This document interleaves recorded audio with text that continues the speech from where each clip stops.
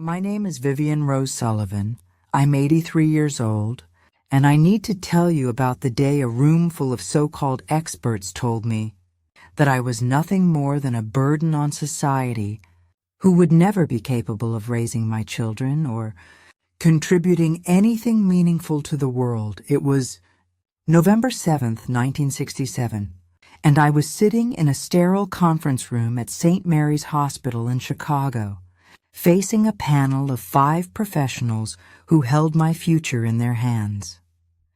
I was 23 years old, the mother of 2 small children, and I had just lost the use of my legs in a car accident that had happened 6 weeks earlier. The accident itself is burned into my memory with perfect clarity. I was driving home from my job at Montgomery Ward's department store, where I worked as a sales clerk in the women's clothing section.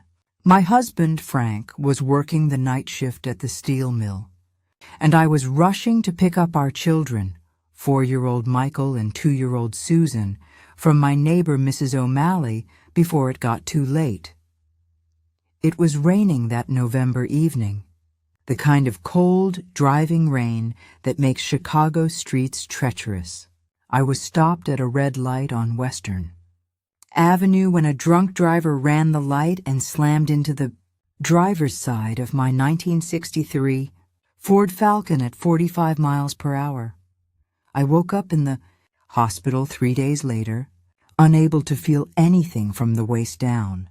The doctors explained that my spinal cord had been severely damaged, that the likelihood of ever walking again was virtually non-existent, and that I should prepare myself for a very different kind of life than the one I had planned. But it wasn't the medical diagnosis that nearly broke my spirit. It was what happened 6 weeks later, in that conference room, when the hospital's social services team convened to discuss my case. "Mrs. Sullivan," said Dr. Harold Brennan, the chief of rehabilitation services, reading from a thick file folder, "we've completed our assessment of your situation, and we need to discuss some realistic plans for your future care and the care of your children." Sitting around that polished table were Dr. Brennan, a social worker named Miss Patricia Coleman, a psychiatrist called Dr. Robert Hayes, a vocational counselor named Mr. James Peterson, and a representative from the Department of Children and Family Services, whose name I've tried to forget. "Based on our evaluation," Dr. Brennan continued, "we believe it would be in everyone's best interest if you considered placing Michael and Susan in foster care while you focus on adapting to your disability and learning basic self-care skills." I stared at him in shock. "You want to take my children away?" "Mrs. Sullivan," Miss Coleman interjected, her voice dripping with condescension, "you have to understand that caring for 2 small children is challenging enough for an able-bodied mother. In your condition, it would be virtually impossible to provide adequate supervision and care." "My condition? I'm in a wheelchair, not in a coma." Dr. Hayes leaned forward, consulting his own notes. "Mrs. Sullivan, our psychological evaluation indicates that you're not fully accepting the reality of your situation. You seem to believe that you'll be able to resume a normal life, which frankly isn't realistic given the severity of your disability. What exactly do you consider a normal life?" Mr. Peterson cleared his throat. "Well, for starters, gainful employment is highly unlikely. Very few employers are willing to hire someone with your level of physical limitation. You'll be dependent on Social Security disability payments, which aren't sufficient to support a family. And," added Dr. Brennan, "the physical demands of child care, lifting, bathing, chasing after toddlers, emergencies, these are simply beyond your current capabilities." The woman from Child Services finally spoke up. "Mrs. Sullivan, We've identified loving foster families who would be willing to take both children. They could visit you regularly, and if your situation improves significantly, we could revisit the arrangement. I looked around that table at 5 people who had never met me before my accident, who knew nothing about my character, my determination, or my love for my children, and they were calmly discussing dismantling my family as if they were planning a lunch menu. "What does my husband think about this?" I asked. The silence that followed was deafening. "Mrs. Sullivan," Miss Coleman said gently, "your husband hasn't been to see you in over 2 weeks. He's struggling to adjust to your new circumstances." Frank had been visiting me daily for the first month after the accident, but his visits had become shorter and less frequent as the reality of my paralysis set in. I had been telling myself he was just working extra shifts to cover the medical bills, but the truth was becoming harder to ignore. "Has anyone actually asked Frank what he wants to do about the children?" "We've attempted to reach him multiple times," Dr. Brennan said. "He's been difficult to pin down for a conversation." That's when I realized that Frank had essentially abandoned me and was leaving these strangers to make decisions about our children's future. "Let me make something very clear," I said, my voice shaking with anger. "I am not giving up my children. I am not accepting that my life is over because I can't walk. And I'm certainly not going to let a room full of people who don't know me decide what I'm capable of achieving." Dr. Hayes made a note in his file. "Mrs. Sullivan, this kind of denial and unrealistic thinking is exactly what we're concerned about. You're not processing the limitations that your disability will impose on your life. The only limitation I see in this room is your imagination." "Mrs. Sullivan," Mr. Peterson said, "I understand that this is emotional for you, but we have to deal with practical realities. You have no job skills that translate to work you can do from a wheelchair. You have no education beyond high school. You have no family support system. Even if you could somehow manage to care for 2 small children, how would you support them financially?" "I'll figure it out." "That's not a plan, Mrs. Sullivan. That's wishful thinking." Miss Coleman opened another folder. "We've prepared a temporary custody arrangement that would place Michael and Susan with the Hartwell family in Oak Park. They're a stable, middle-class family with experience caring for children from difficult circumstances." "My children are not from difficult circumstances. They're from a family where their mother was in a car accident." "Mrs. Sullivan," Dr. Brennan said, "your children are from a family where their father appears to have abandoned them, and their mother is severely disabled with no means of support. That constitutes difficult circumstances." The casual way he said it, severely disabled, like it was a moral failing rather than the result of a drunk driver's choice, made me understand something fundamental about how the world was going to see me from now on.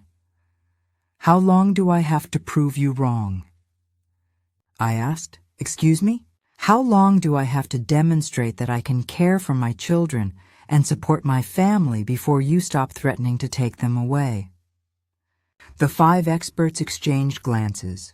Finally, Dr. Brennan spoke. "Mrs. Sullivan, if you're determined to pursue this unrealistic course, we'll give you 3 months to demonstrate that you can provide adequate care and financial support for your children. But I want you to understand that we consider this a dangerous experiment that's likely to fail." "And what happens when I prove you wrong?"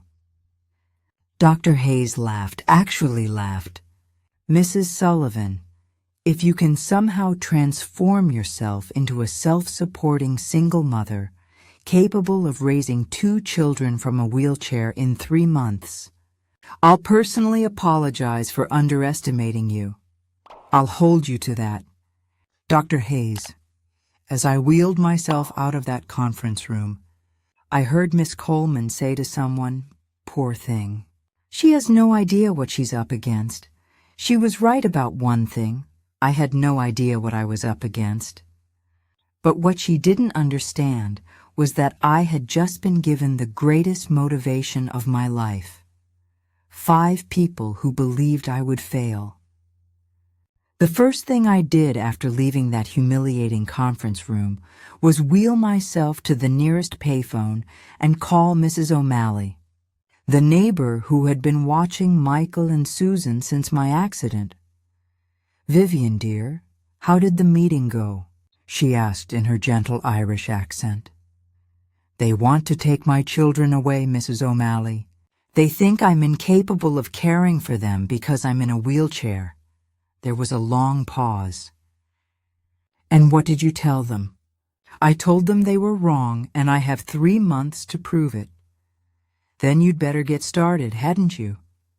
Mrs. O'Malley had immigrated to Chicago from County Cork in 1923, raised 7 children during the Depression, and buried 3 of them in various wars. If anyone understood what it meant to fight against impossible odds, it was Bridget O'Malley.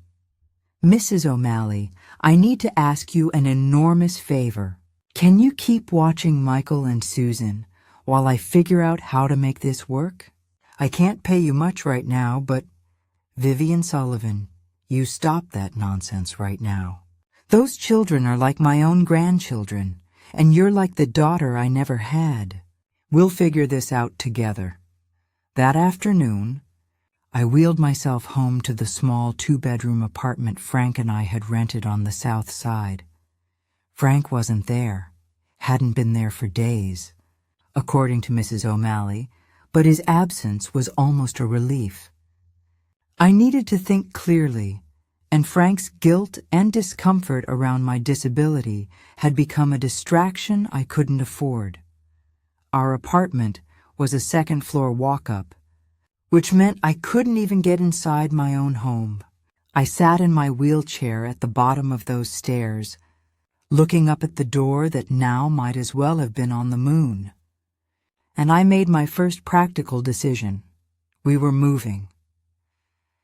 I spent that evening in Mrs. O'Malley's living room, making lists and plans while Michael and Susan played with her collection of mismatched toys. I had $347 in our savings account, Frank's paycheck from the steel mill if he bothered to bring it home, and exactly 0 job prospects. "Mama, when are you coming home?" "Susan?" she asked, climbing onto my lap.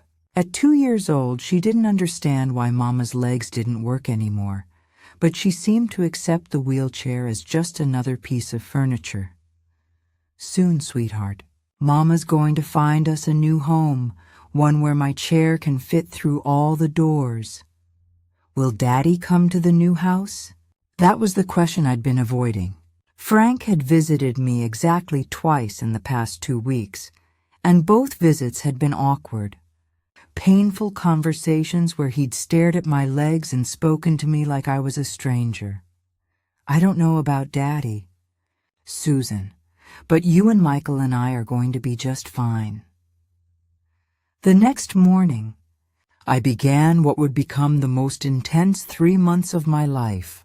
My first stop was the Chicago Housing Authority, where I learned that there were exactly 2 wheelchair-accessible apartments available for rent in our price range. One was in a neighborhood where I was afraid to raise children, and the other was a basement unit in Pilsen that smelled like mold and had bars on the windows. I took the basement apartment. My second stop was the Department of Vocational Rehabilitation, where a counselor named Mr. Davidson reviewed my file and shook his head sympathetically. "Mrs. Sullivan, I see here that you have a high school diploma and 2 years of retail experience. Unfortunately, Most retail positions require standing and walking, which obviously isn't possible for you now. What jobs are possible for me? Well, there are some telephone operator positions, some clerical work, maybe some sewing or assembly work you could do from home. Of course, most of these positions pay significantly less than what you were making at Montgomery Ward's. How much less? About half my previous salary, which had barely been enough to cover our expenses when Frank was working and I wasn't paying for medical bills or wheelchair modifications or childcare for 2 small children. That evening, I called my sister Margaret in Milwaukee. "Vivian, I heard about the accident. I'm so sorry I couldn't come to see you in the hospital, but with Tom's back surgery and the kids. Margaret, I need help." "Of course." "What kind of help?" "Frank has basically abandoned us. The doctors want to take my children away. I have 3 months to prove I can support Michael and Susan on my own, and I have no idea how to do it." Margaret was quiet for a moment. "Vivian, maybe the doctors have a point. I mean, taking care of 2 small children when you can't even walk, don't you start too." "I'm not starting anything. I'm just saying that maybe it would be easier if you let someone else raise the children until you get back on your feet." "Margaret, I'm never getting back on my feet. This is my life now, and Michael and Susan are my children, not someone else's." "But how are you going to manage?" "I don't know yet, but I'm going to figure it out." After I hung up, I realized that I was truly alone in this fight. Frank had abandoned me. My family thought I should give up. The medical establishment had written me off. Even well-meaning neighbors and friends spoke to me in hushed tones of pity and lowered expectations. That night, after I'd gotten the children settled in Mrs. O'Malley's spare bedroom, I wheeled myself to the kitchen table and made a different kind of list. Not a list of problems or obstacles, but a list of assets. I could read and write better than most people. I had 10 fingers that worked perfectly. I had a sharp mind that the accident hadn't damaged. I knew how to work with customers, how to solve problems, and how to manage money and time. I was organized, determined, and desperate enough to work harder than anyone expected. Most importantly, I had something that the panel of experts at the hospital didn't understand. I had 2 children who needed me to succeed, and that was more powerful than any disability. The next morning, I made a decision that would change everything. Instead of looking for a job that someone else would give me, I was going to create work for myself. I wheeled myself to the Sears catalog office and asked to speak with the manager about becoming a catalog party hostess. Sears parties were becoming popular in Chicago neighborhoods. Women would invite their friends to their homes. A Sears representative would display merchandise, and everyone would order from the catalog. "Mrs. Sullivan," the manager said, looking at my wheelchair with obvious discomfort, "I'm not sure our customers would feel comfortable with your situation." My situation is that I know more about women's clothing and household goods than most of your current hostesses, and I'm willing to work harder than any of them because I have more to prove. But the physical demands, carrying product samples, setting up displays, can be modified. I have strong arms, an organized mind, and a desperate need to succeed. Give me a chance to prove what I can do. He gave me one trial party scheduled for the following Saturday at Mrs. O'Malley's house. The trial party was scheduled for Saturday afternoon, February 10th, 1968, at Mrs. O'Malley's house. I spent the entire week preparing like I was planning a military operation. First, I figured out how to transport the product samples. The Sears manager had given me a collection of items to display: clothing, household goods, small appliances, expecting me to struggle with the logistics. Instead, I borrowed Mrs. O'Malley's grandson's red wagon, lined it with blankets, and created a mobile display system that I could pull behind my wheelchair. Next, I practiced my presentation until I could recite product features and prices in my sleep. I studied every item in that catalog like I was cramming for a final exam. I learned about fabric blends, appliance specifications, sizing charts, and seasonal trends. Most importantly, I invited every woman I could think of. Not just Mrs. O'Malley's neighbors, but women from my old job at Montgomery Ward's, mothers from Michael's preschool, ladies from our church, and anyone else who would listen to my pitch. "Mrs. Sullivan," one of them said when I called, "I heard about your accident." "How terrible. Are you sure you should be working so soon?" "Mrs. Kennedy, I'm sure I should be working as soon as possible. My children need to eat, and I need to prove that a wheelchair doesn't change my ability to help women find quality merchandise at good prices." By Friday evening, Mrs. O'Malley had confirmed that 18 women were planning to attend. The Sears manager had told me that a successful party typically brought in orders totaling $200, $300. I was determined to double that. Saturday morning, I arrived at Mrs. O'Malley's house 3 hours early to set up. I arranged the merchandise on her dining room table and kitchen counters, creating displays that showcased coordinated outfits and complementary household items. I positioned my wheelchair so I could reach everything easily and move around the room without bumping into furniture or guests. "Vivian." "Dear," Mrs. O'Malley said, watching me arrange and rearrange items, "you're making yourself nervous. The women are coming to see what you're selling, not to judge how you're selling it."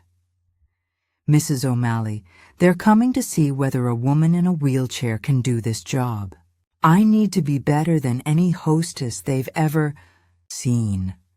"Then you'd better stop fussing with those dishes and start thinking about how you're going to make. These women want to buy everything in your wagon." She was right. I stopped arranging merchandise and started thinking about the women who were coming. Mrs. Peterson, who worked 2 jobs to support her 3 children after her husband left. Mrs. Martinez, who was always looking for ways to stretch her grocery budget. Mrs. Williams, who loved fashion but couldn't afford department store prices. These weren't wealthy women looking for luxury items. They were working mothers, wives, and widows who needed good value and practical solutions. They needed someone who understood their lives and their budgets. The first woman arrived at exactly 2 o'clock. By 2:15, Mrs. O'Malley's living room was packed with 18 women, all talking at once about children, husbands, jobs, and neighborhood gossip. "Ladies," I said, raising my voice to get their attention, "thank you for coming to see what Sears has to offer for the spring season. But before I show you anything, I want to know what you need." This wasn't the standard Sears presentation script, but it felt right. "I need clothes that don't show stains," called out Mrs. Peterson. "With 3 kids, everything I own looks like a Jackson Pollock painting by noon. I need a winter coat that doesn't cost more than my rent," said Mrs. Martinez. "I need a washing machine that won't break down." "Every 6 months," added Mrs. Williams. For the next hour, I turned that catalog party into a problem-solving session. Instead of just displaying merchandise, I listened to what each woman needed and matched Sears products to their specific situations. I showed Mrs. Peterson the new polyester blends that were stain-resistant and machine-washable. I found Mrs. Martinez a beautiful wool coat that was marked down for end-of-season clearance. I explained to Mrs. Williams the difference between Sears Basic and Deluxe washing machine models, and why paying slightly more upfront would save her money on repairs. But the moment that changed everything happened when Mrs. Johnson, a widow in her 60s, asked quietly, "Do you have anything that might help someone like me feel pretty again?" The room went quiet. Mrs. Johnson's husband had died 6 months earlier, and she'd been wearing the same black dress to church every Sunday since the funeral. I wheeled myself over to my display and picked up a soft blue cardigan that brought out her eyes. "Mrs. Johnson, mourning doesn't mean you have to disappear. This cardigan would be beautiful with that black dress, and it's practical enough for everyday wear. Your husband would want you to feel pretty again." When Mrs. Johnson tried on that cardigan and looked at herself in Mrs. O'Malley's mirror, she started to cry. Not sad tears, but the kind of tears that come when you remember who you used to be. "How much?" she asked. "It's regularly $12.95, but if you order today, it's $9.95. And Mrs. Johnson? Order it in the blue and the rose pink. You deserve to have choices." By the time the party ended at 5 o'clock, I had taken orders totaling $847.50, nearly 3 times what the Sears manager had expected. But more than that, I had discovered something about myself that 6 weeks in a wheelchair hadn't changed.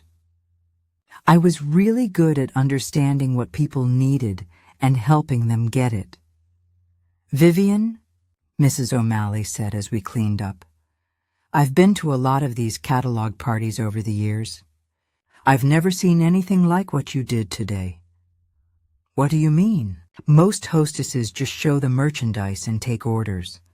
You made every woman in this room feel like you cared about her personally. That's not something you can learn from a training manual." Monday morning, I wheeled myself into the Sears office with my order forms and commission check. The manager, Mr. Thompson, looked at the numbers 3 times before he believed them. "Mrs. Sullivan, this is extraordinary. How did you generate so much business?" "I listened to what the women needed instead of just showing them what you wanted to sell. Would you be interested in hosting more parties?" "Mr. Thompson, I'd be interested in training other hostesses to do what I did on Saturday." That's when his expression changed. "Training other hostesses?" "Mrs. Sullivan, you've had exactly 1 successful party. Don't you think you should focus on building your own business before you start trying to teach others?" I looked at this man who had doubted my ability to succeed, who had given me 1 trial party expecting me to fail, and who was now questioning my ambition. "Mr. Thompson, 3 months ago, a room full of experts told me I'd never be able to support my children or contribute anything meaningful to society. Saturday proved them wrong. But what happened on Saturday wasn't just about me selling merchandise. It was about connecting with women who felt invisible and helping them feel valued. That's very nice, but there are thousands of women in Chicago who need someone to listen to them and help them feel worthy of pretty things. There are probably hundreds of women who could learn to do what I did if someone taught them how. And there's definitely money to be made by doing this better than anyone else has ever done it." Mr. Thompson's dismissive attitude that day was exactly the motivation I needed. As I wheeled myself out of the Sears office, I realized I was thinking too small. Why limit myself to just hosting parties for one company when I could create something entirely new? That evening, I sat at Mrs. O'Malley's kitchen table with a legal pad, sketching out a business plan that would have seemed impossible just weeks earlier. What if I could train other women, especially women like me who needed flexible work opportunities, to host catalog parties, not just for Sears, but for multiple companies. What if I could create a network of women who understood what other women really needed? Within a week, I had scheduled meetings with representatives from Montgomery Ward, J.C. Penney, and even some local retailers who were interested in expanding their customer base through home parties. The response was mixed. Some were intrigued by my sales numbers. Others were skeptical about working with a woman in a wheelchair, but I was persistent. "Mrs. Sullivan," said the Montgomery Ward district manager, "your Sears numbers are impressive, but can you replicate that success with our merchandise?" "Give me a chance to prove it," I replied. "One trial party just like Sears did. If I don't meet your expectations, you've lost nothing but a few product samples." By March 1968, I was hosting parties for 3 different companies, and my monthly income had tripled.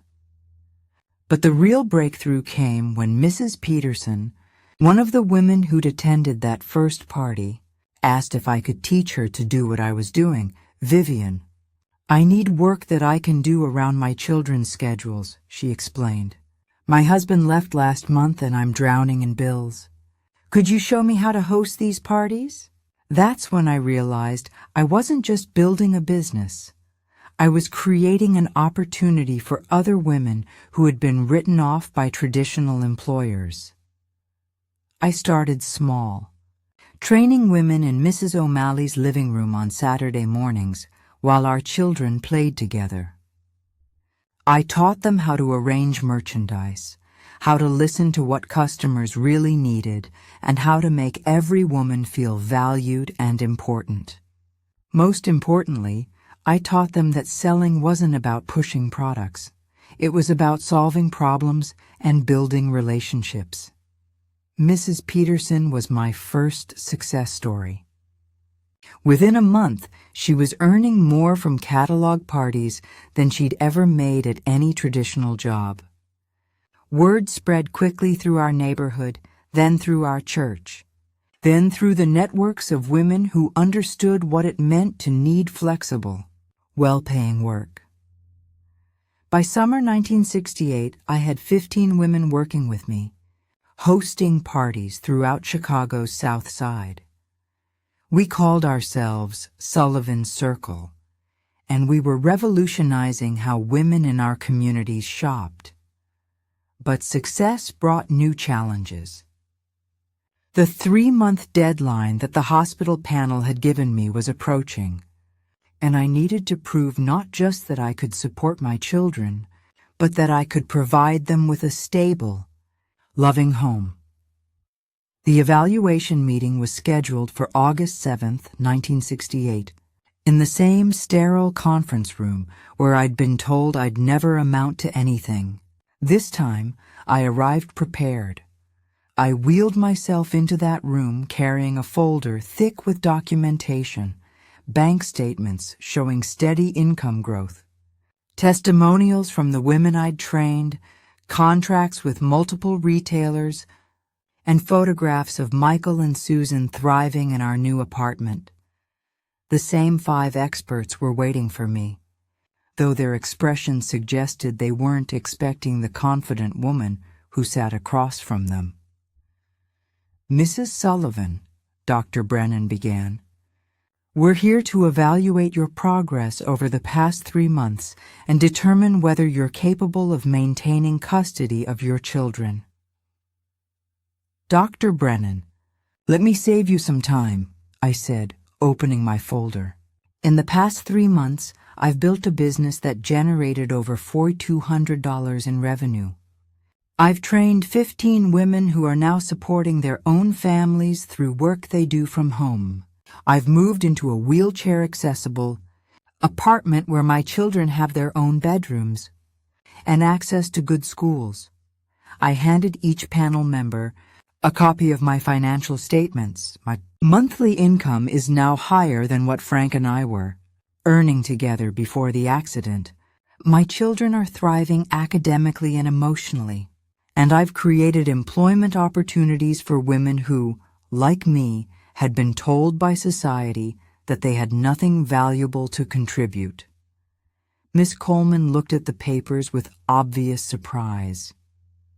Mrs. Sullivan, these numbers are quite impressive, but what, Miss Coleman? You told me I'd never be able to support my family. You said I was delusional for thinking I could build a meaningful life from a wheelchair. Were you wrong, or do these numbers not count because they come from someone you labeled as severely disabled? Dr. Hayes, the psychiatrist who'd questioned my mental state, cleared his throat.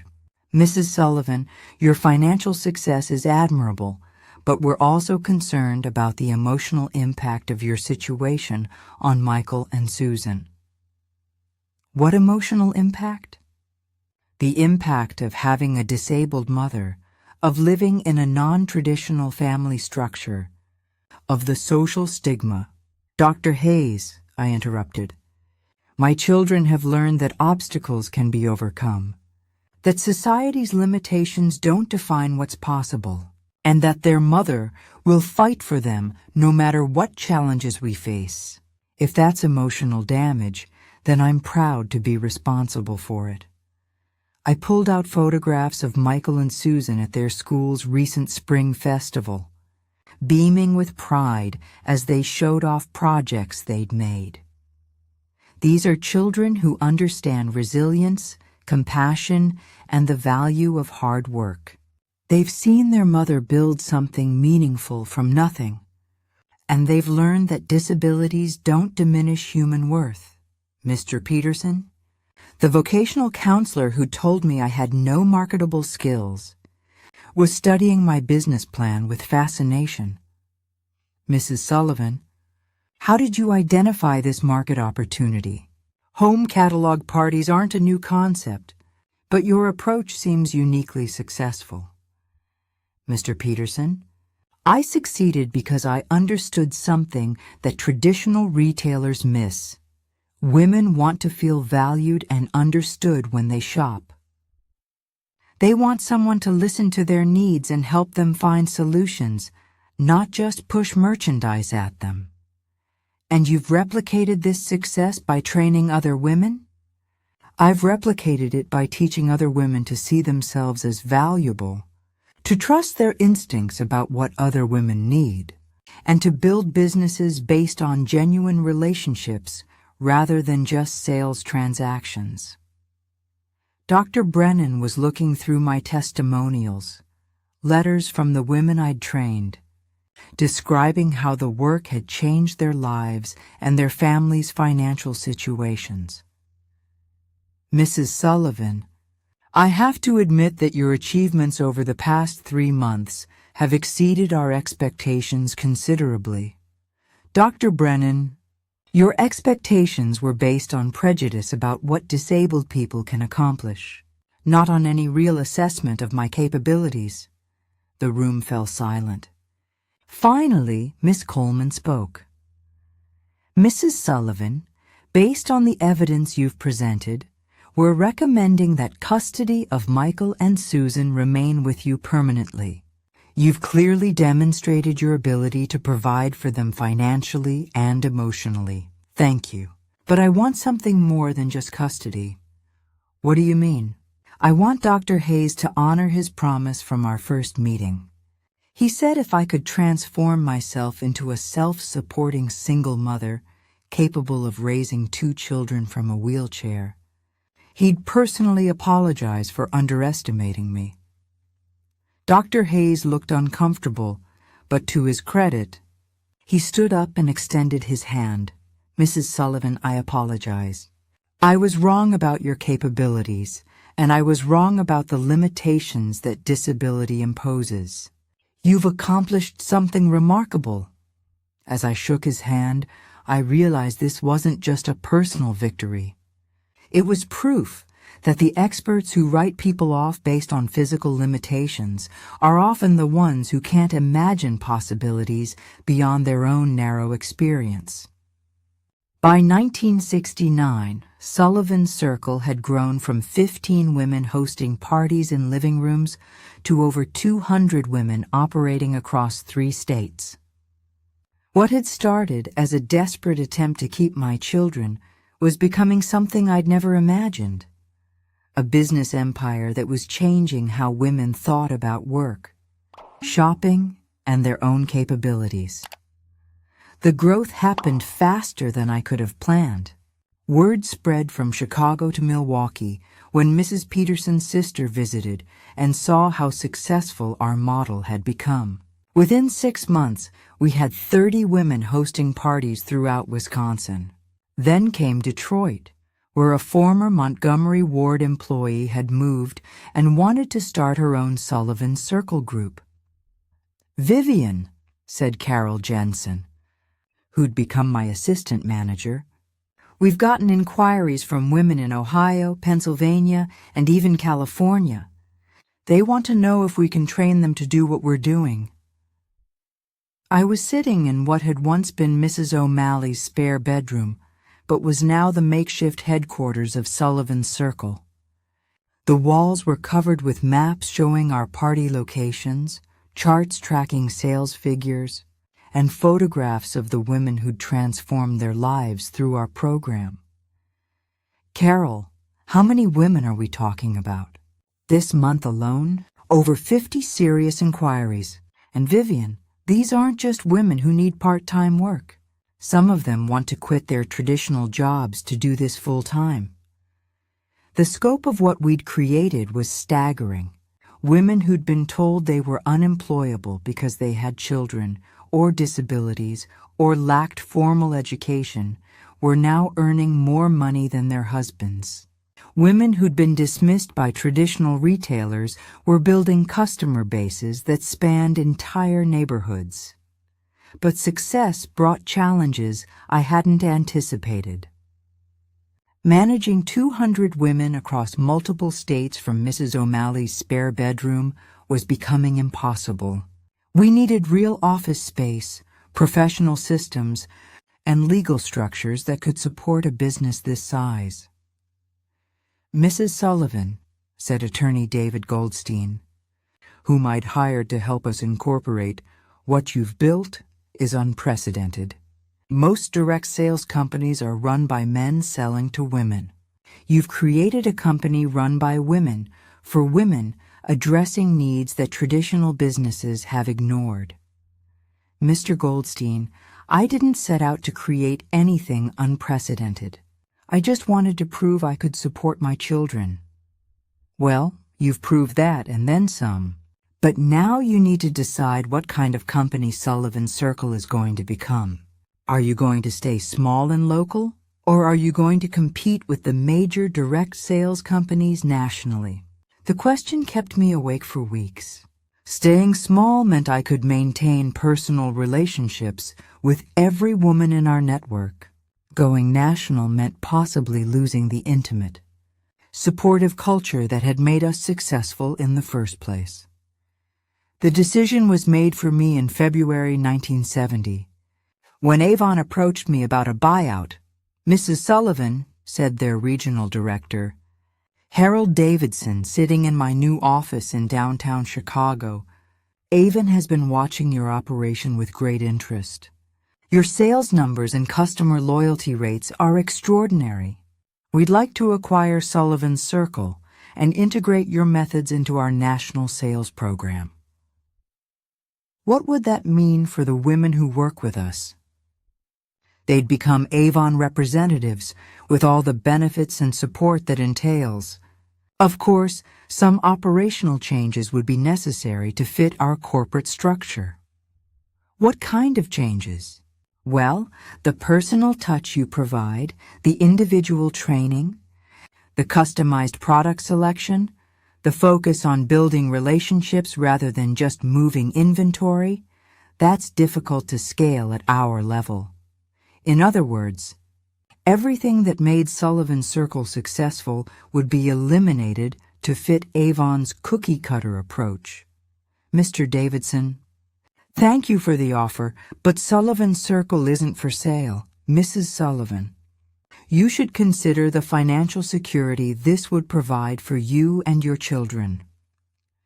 My children already have financial security. Mr. Davidson, what they also have is a mother who's building something meaningful, not just profitable. After Avon left, I made the decision that would define the next phase of my life. Sullivan Circle was going national, but we were doing it our way. I spent the spring of 1970 traveling across the Midwest, meeting with women who wanted to start Sullivan Circle groups in their cities. I developed training materials, standardized our methods, and created support systems that could maintain our personal approach even as we grew. By the end of 1970, we had over 800 women in 12 states. By 1972, we'd reached the West Coast. By 1975, Sullivan Circle was operating in 43 states with over 3,000 active representatives. But the real transformation wasn't in our numbers. It was in our impact. We weren't just selling merchandise anymore. We were changing how women saw themselves and their possibilities. Vivian, wrote Linda Thompson from Portland, Oregon, before I joined Sullivan Circle, I thought I was just a housewife with no skills. Now I manage a team of 30 women. I'm earning more than my husband, and my teenage daughter tells her friends her mother is a businesswoman. Mrs. Sullivan, wrote Maria Rodriguez from San Antonio, Texas, when I became disabled in a factory accident. Everyone told me my working days were over. Through Sullivan Circle, I've discovered that my disability gives me insights into what other women need. I'm not just successful, I'm helping other women succeed too. The letters poured in by the hundreds. Women who'd been written off by society, by employers, and by their own families were discovering capabilities they'd never known they possessed. By 1976, Sullivan Circle was generating over $12 million in annual revenue.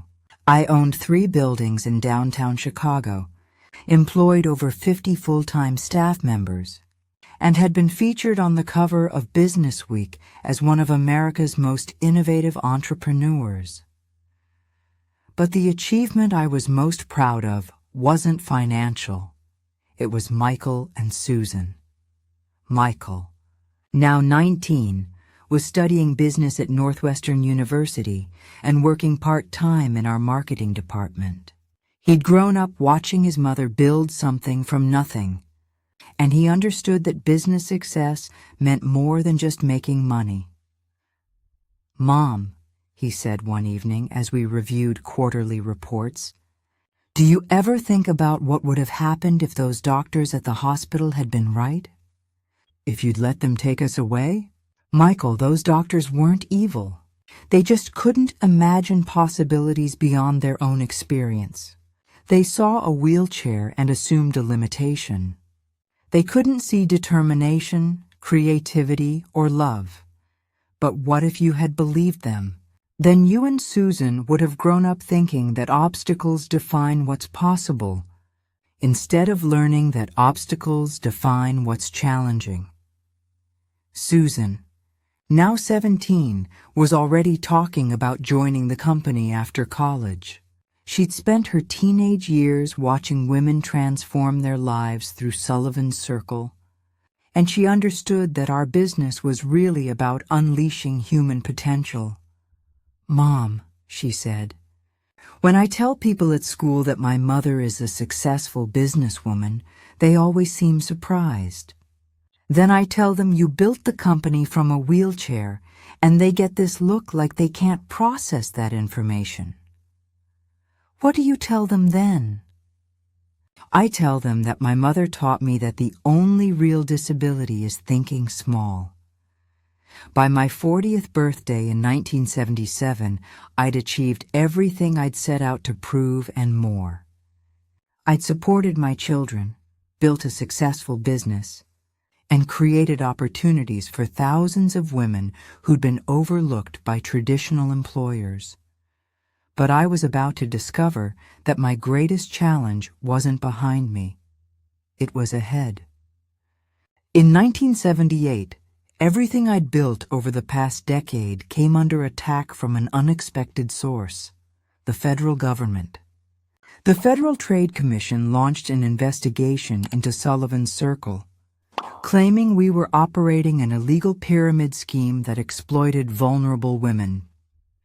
"Mrs. Sullivan," said FTC investigator Robert Chen, sitting across from me in my Chicago office, "we've received complaints that your company promises unrealistic income potential to women who can't afford to lose their investment fees." What investment fees? Women pay $25 for their starter kit, which includes product samples worth more than that amount. But they're required to recruit other women to be successful, aren't they? That's the definition of a pyramid scheme. I felt the same rage I'd experienced in that hospital conference room 11 years earlier. Once again, people who didn't understand what we'd built were trying to destroy it based on their own limited assumptions. Mr. Chen, women succeed in Sullivan's Circle by selling products to customers and building relationships in their communities. Recruiting is optional and represents maybe 20% of most representatives' income. But your top earners, the ones featured in your marketing, materials, they all have large teams underneath them. Top earners are successful because they're excellent teachers and leaders. They help other women succeed, and they're compensated for that service. That's not a pyramid scheme. That's good business. The investigation lasted 8 months and nearly bankrupted us. Legal fees consumed our cash reserves. Media coverage painted Sullivan's Circle as a scam targeting desperate housewives. Representatives quit in droves as the negative publicity made them question whether they were part of something legitimate. "Vivian," said Carol Jensen, who'd been with me since the early days, "we're losing 200 women a month. Some of our best people are talking about switching to other companies. Carol, what do you think? Are we running a pyramid scheme? Are you kidding? I've watched you build this company woman by woman, relationship by relationship. You've created more opportunities for women than any traditional employer in this industry." Then we fight. We document everything. We prove our model works, and we don't let bureaucrats who've never sold anything in their lives shut down what we've built. The legal battle consumed 18 months of my life. I testified before congressional committees, provided financial records going back to our founding, and submitted to interrogations that lasted 8 hours at a time. The FTC demanded to interview representatives from every state, review training materials, and audit our compensation structure. Most devastating was watching women I'd trained and supported turn against the company during the investigation. Some were frightened by the government's attention and wanted to distance themselves from potential legal trouble. Others were recruited by competitors who used the investigation as an opportunity to poach our best people. Mrs. Sullivan, testifying at my final FTC hearing, "Some of your former representatives claim they were misled about income potential and pressured to recruit friends and family members." Commissioner Williams, "Some people fail in any business opportunity, and some of those people blame the opportunity rather than examining their own effort level. But for every woman who complains about Sullivan's Circle, I can show you 10 who've transformed their lives through our program. But don't you think there's an ethical problem with targeting women who are desperate for income?" Commissioner, I think there's an ethical problem with a society that writes off women as unemployable because they have disabilities, or children, or lack formal education. Sullivan's Circle doesn't target desperate women. It creates opportunities for women who've been ignored by everyone else.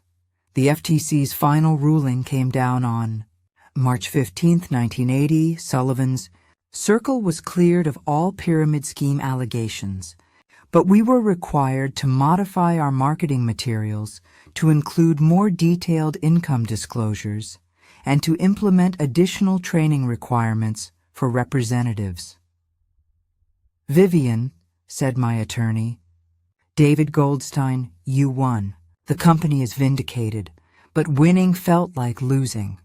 We'd survived the legal challenge, but the investigation had cost us over $2 million in legal fees and lost revenue. We'd shrunk from 3,000 representatives to fewer than 800. Competitors had used our legal troubles to steal market share and recruit our best people. Most painfully, the stress of the investigation had damaged my relationship with Michael and Susan. Michael, now 24 and working full-time for the company, had watched his mother transform from a confident entrepreneur into an exhausted woman fighting for her professional life.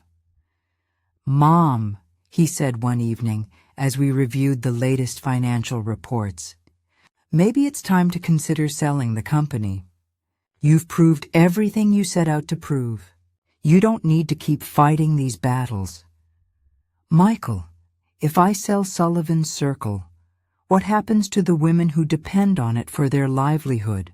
What happens to the next generation of women who need opportunities that traditional employers won't provide? Maybe that's not your responsibility anymore. Maybe you've done enough." That conversation forced me to confront a truth I'd been avoiding. I wasn't just fighting for my company anymore.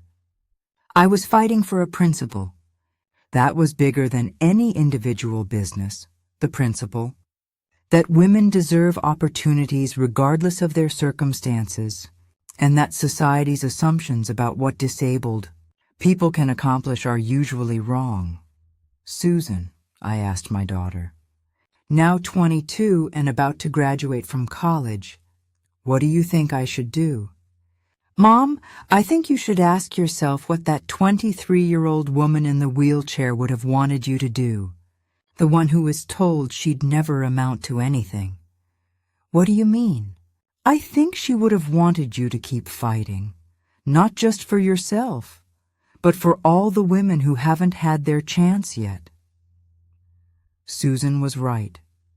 The young woman who'd refused to let experts define her limitations wouldn't give up now just because the fight had gotten harder.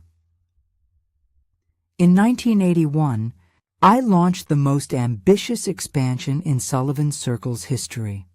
Instead of retreating from the legal battles, we used the FTC's validation of our business model as a marketing tool.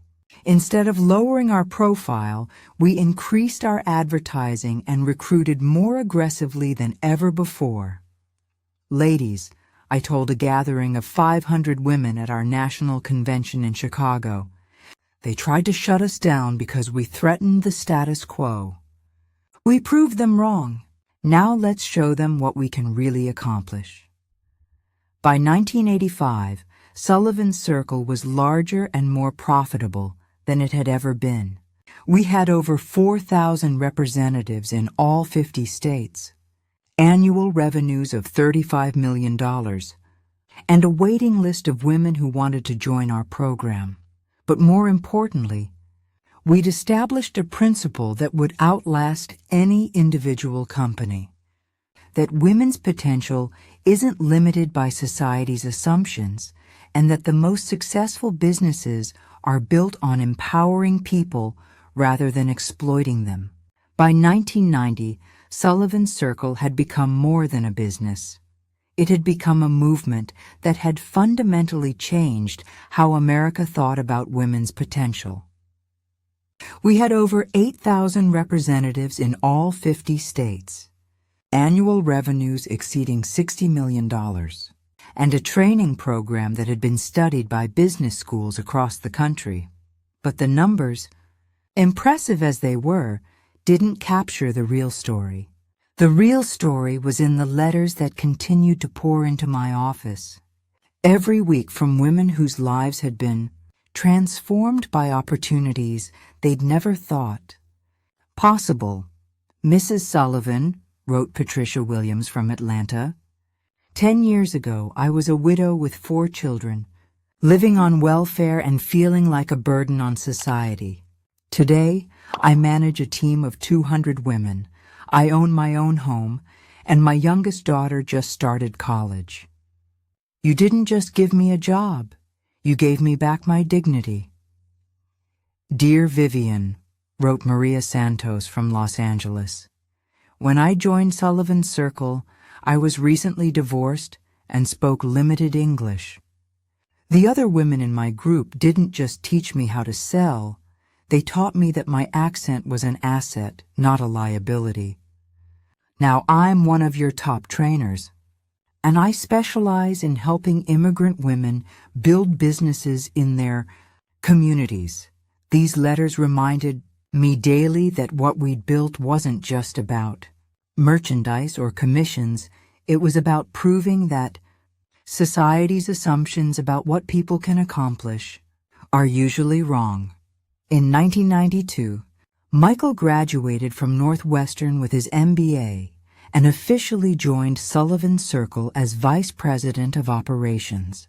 He'd grown up watching the company evolve from a desperate attempt to keep our family together into a multi-million-dollar empire, and he understood that our success was built on treating people as capable rather than limited. Mom, he said during one of our strategic planning meetings, I've been thinking about the next phase of Sullivan's Circle. What if we expanded beyond direct sales into training and consulting for other companies that want to create opportunities for underemployed women? You mean teach other businesses how to see potential instead of limitations? Exactly. You've proven that traditional hiring practices miss incredible talent. What if we could help other companies discover what you discovered? Susan, who'd graduated from the University of Chicago with a degree in social work, had a different vision for our expansion. Mom, what if we created a foundation that provides microloans and business training to women who want to start their own companies? Not just direct sales, but any kind of business? Susan, that's a beautiful idea, but foundations are complicated. They require different expertise than running a direct sales company. Then we learn. You learned how to build a business empire from a wheelchair. I can learn how to run a foundation that helps other women do the same thing. In 1995, we launched both initiatives. Sullivan Consulting began working with Fortune 500 companies to develop inclusive hiring practices and flexible work opportunities. The Vivian Sullivan Foundation began providing small business loans and mentorship to women entrepreneurs across the country. By 2000, 33 years after that devastating meeting in the hospital, I was 76 years old and ready to step back from day-to-day operations. Michael had proven himself as CEO. Susan was running the foundation with remarkable skill, and Sullivan's Circle was thriving under leadership that understood our core mission. But retirement didn't mean disappearing. I spent my late 70s traveling the country, speaking at colleges, conferences, and corporate events about the power of redefining what's possible. Ladies and gentlemen, I would tell audiences, 35 years ago, a room full of experts told me I was nothing more than a burden on society who would never be capable of raising my children or contributing anything meaningful to the world. They were wrong about me, and they're probably wrong about someone in your organization, your community, or your family. The most rewarding speaking engagement came in 2003. when Northwestern University's business school invited me to give its commencement address. "Graduates," I told them from my wheelchair on that stage, "you're entering a world that will try to define your limitations based on your circumstances. You'll be told you're too young, too old, too inexperienced, too different, or too whatever to achieve your goals. I want you to remember that the experts who define limitations are usually the people who've never tested them." After the ceremony, Dr. Hayes, the same psychiatrist who'd questioned my mental state at that hospital meeting 36 years earlier, approached me. "Mrs. Sullivan, I was in the audience today. I wanted to tell you that your speech was extraordinary and that you've accomplished something remarkable. Dr. Hayes, do you remember me?" "I'm sorry, should I?" "You were on the panel at St. Mary's Hospital in 1967 that tried to take my children away because you didn't think a disabled woman could raise them successfully." His face went pale. "Mrs. Sullivan, I don't know what to say." "You don't need to say anything, Dr. Hayes. You were doing your job based on the knowledge and assumptions of your time. But I want you to understand something. Every person you evaluate has capabilities you can't see and potential you can't measure. The real tragedy isn't when people fail. It's when they never get the chance to try. Today, at 83, I live in a beautiful, accessible home in Evanston, surrounded by photographs of the thousands of women who've built successful businesses through Sullivan's Circle. Michael runs the company with the same values I started with, believing in people's potential rather than focusing on their limitations. Susan's foundation has provided over $10 million in microloans to women entrepreneurs. My great-grandchildren visit me regularly, and they've grown up understanding that obstacles are challenges to overcome, not barriers that define what's possible. They've never known a world where being different means being less capable. The doctors who told me I'd never amount to anything were wrong, but they weren't evil. They were limited by their own experience and imagination. The tragedy isn't that they underestimated me. It's that they probably underestimated thousands of other people who never had the opportunity or motivation to prove them wrong. My name is Vivian Rose Sullivan. I'm 83 years old, and I've learned that the most dangerous words in any language are, "You'll never be able to." Those words have killed more dreams, limited more potential, and wasted more human talent than any physical disability ever could. The empire I built wasn't really about selling merchandise or making money. It was about proving that society's assumptions about what people can accomplish are usually wrong. It was about creating opportunities for women who'd been written off by traditional employers. It was about showing that the only real disability is the inability to imagine possibilities beyond current circumstances. If you take one lesson from my story, let it be this. When experts tell you what you can't do, they're telling you about their limitations, not yours. The woman in the wheelchair who built a $60 million empire didn't succeed despite her disability. She succeeded because she refused to accept other people's definitions of what was possible, and that refusal to accept limitations? That's not a disability superpower. That's a choice available to anyone brave enough to make it. Every story we tell carries the echoes of countless others who have walked similar paths. This grandmother's tale is now part of your journey too. Subscribe to continue collecting these precious life lessons together. Remember, we're all just stories in the end. Let's make them meaningful ones.